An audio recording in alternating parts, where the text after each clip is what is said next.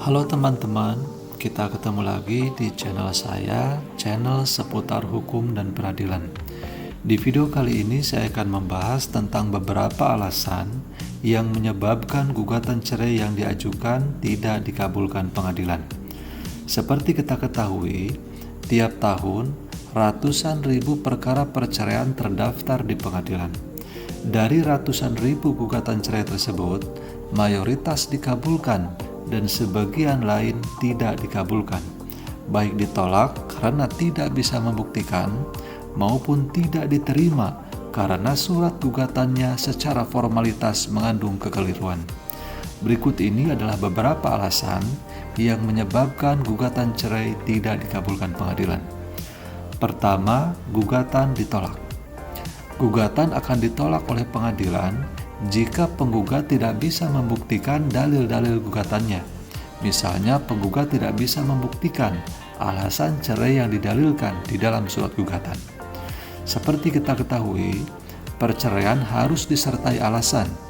Penggugat di dalam surat gugatannya harus menyebutkan minimal satu dari beberapa alasan cerai yang diatur dalam pasal 39 ayat 2 Undang-Undang Nomor 1 Tahun 1974, pasal 19 Peraturan Pemerintah Nomor 9 Tahun 1975 dan pasal 116 Kompilasi Hukum Islam.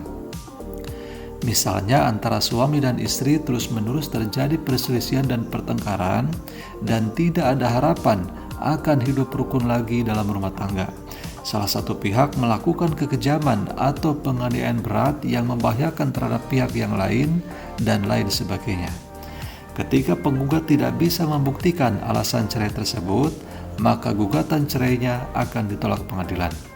Oleh karena itu, hal yang patut digarisbawahi di sini adalah pada saat mengajukan gugatan cerai, penggugat harus mempersiapkan alat buktinya akan diajukan, baik bukti surat, misalnya fotokopi kutipan akta nikah, maupun bukti saksi.